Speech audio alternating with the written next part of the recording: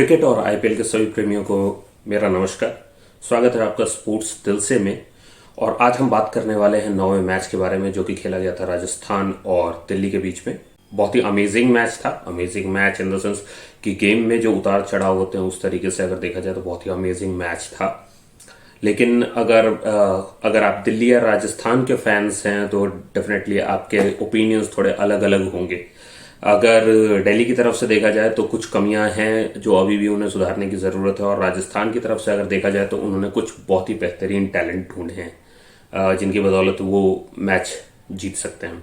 तो अगर हम बात करें तो राजस्थान रॉयल्स ने पारी की शुरुआत बहुत धीमी की थी, मगर उसके बावजूद अगर हम बात करें कि जब रियान पराग और अश्विन स्ट्राइक पे आए तो उन्होंने उस चीज़ को, उस ट्रेंड को बदलते हुए उन्होंने एक अच्छी और तेज पारियां खेली जिससे कि स्कोर्स उनका बढ़ा। और राजस्थान रॉयल्स जो कि एक टाइम पे ऐसा लग रहा था कि आप 5-6 का एवरेज लेके चल रही है, वो अगर देखा जाए तो वो उस स्थिति में आ पाए कि जहां से लोगों को ये उम्मीद जगी कि हाँ वो 200 का आंकड़ा पार कर सकते हैं। और उसके बाद जैसे ही उनकी पार्टनरशिप बिल्ड हो गई तो और ज्यादा तो नहीं लेकिन एक तेज पारी खेलने के बाद 29 रन जोड़ करके जब अश्विन आउट हो गए तो उसके बाद उसी तरीके से तेज पारी खेलते रहे अपनी साइड से रियान पराग, और उन्होंने इस चीज की कमी महसूस नहीं होने दी कि एक विकेट गिर गया है तो उन पे इसका कोई भी फर्क पड़ने वाला है। उन्होंने पारी तेजी रखी क्योंकि उन्हें पता था कि अगर आपको मैच जीतना है तो आपको एक अच्छा स्कोर सामने रखना होगा, तभी आपके बॉलर्स उसे डिफेंड कर सकते हैं। उसके अलावा कोई तरीका नहीं है मैच जीतने का। तो इस चीज को हर टीम जितनी जल्दी समझ जाए उतना ही अच्छा है, क्योंकि एक कम स्कोर पे T20 मैच में आप एक्सपेक्ट नहीं कर सकते हो आईपीएल जैसे टूर्नामेंट में कि आप मैच निकाल के ले जाओगे। यहाँ हर कोई हिटिंग करने के लिए ही आया है। तो रियान पराग ने 84 जोड़े, जुरेल ने 20 जोड़े और 29 अश्विन ने जोड़े।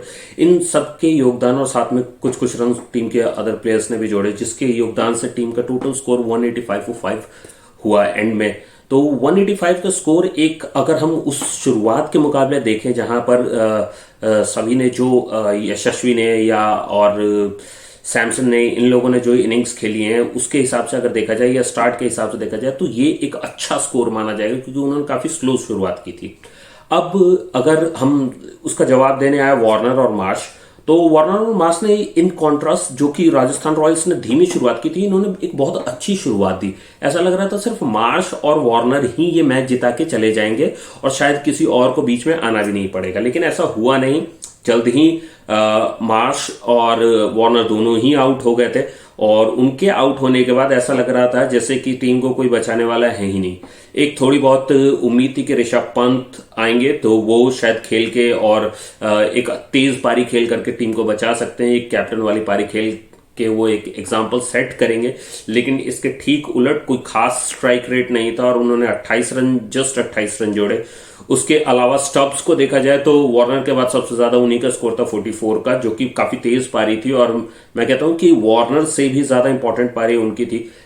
इन दोनों के स्कोर की बदौलत ही दिल्ली जो है, दिल्ली कैपिटल्स एक सम्मानजनक स्थिति में पहुंच पाए।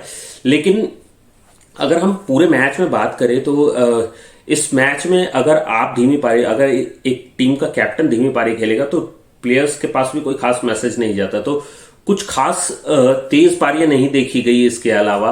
और दिल्ली कैपिटल्स की अगर हम बात करें तो दिल्ली कैपिटल्स की टीम में किसी और ने कुछ खास किया नहीं। अगर हम मार्श और वार्नर की बात करें तो उन्होंने बहुत अच्छी शुरुआत दी थी। उसके बाद अगर सिर्फ स्टब्स को छोड़ करके किसी ने भी कुछ खास परफॉर्म नहीं किया, और जिसकी और एंड में डिफेंड करने के लिए सिर्फ 16 रन रह गए थे। तो इन्हें सिर्फ 16 रन बनाने थे दिल्ली कैपिटल्स को जीतने के लिए, और बॉल थी आवेश खान के हाथ में। और अभी तक जो भी हमने ट्रेंड देखा है आईपीएल में, आवेश खान के हाथ में अगर बॉल है तो उनको लास्ट के ओवर में मारना बहुत ही मुश्किल कर देते हैं। वो पता नहीं किस किस तरीके के trick, slower, wide the crease, वो हर तरीके की बॉल ट्राई करते हैं मगर रन नहीं मारने देते। और वही हुआ भी, जब आवेश खान के हाथ में गई बॉल और 16 रन चाहिए थे उन्हें चेज के लिए, 3 या 4 रन ही मुश्किल से दिए उन्होंने, और उसके बाद 12-13 रन से उन्होंने राजस्थान रॉयल्स को मैच जिता दिया। मैं कहता हूं कि इस बार राजस्थान रॉयल्स ने रियान पराग और आवेश खान जैसा टैलेंट है उनके पास, लोकल टैलेंट, और साथ में उनके पास जो विदेशी प्लेयर है उनके पास वो भी एक अच्छा पूल क्रिएट कर रहे हैं, और उसके हिसाब से जो मिक्स टैलेंट उनके पास बन रहा है तो इन्होंने इन्होंने काफी अच्छा एक समावेश बनाया है, एक अच्छी टीम बांधी है इन लोगों ने साथ में, और एक टीम की तरह खेल भी रहे हैं कि इन्हें पता है कि अगर स्लो शुरुआत हुई है तो हम आगे तेज खेल सकते हैं और तेज खेल करके हम अपनी टीम को उस स्कोर तक पहुंचा सकते हैं। तो वही हुआ भी है इनके साथ कि जहां जरूरत थी वहां इन लोगों ने पारी को तेज किया। अश्विन का एक्सपीरियंस बहुत काम आया, उन्होंने जो हिटिंग की है, उन्होंने जो 3 छक्के मारे, मैं तो कहता हूं मैच का हाईलाइट मेन मेरे लिए वही था जहां अश्विन ने 3 छक्के मारे थे और काफी लंबे छक्के मारे थे। उसके बाद रियान पराग की हिम्मत की दाद देनी चाहिए कि दूसरी साइड पे उन्होंने देखा कि अगर विकेट गिर रहा है या कुछ भी हो रहा है, उन्हें पता था कि उन्हें तेज हिटिंग करनी है और उन्होंने तेज हिटिंग की भी। अब अगर इससे उलट अगर हम ये देखें, अगर हम ये कहें कि इसके ठीक उल्टा दिल्ली में आपके पास एक्सपीरियंस प्लेयर्स हैं, आई गेस कि दिल्ली कैपिटल एक ऐसी टीम है जहां पर आप एक्सपेक्ट तो कर सकते हो कि बहुत सारा टैलेंट है और उनके पास होता भी है, मगर उस तरीके का इंपैक्ट क्रिएट नहीं कर पाते हैं।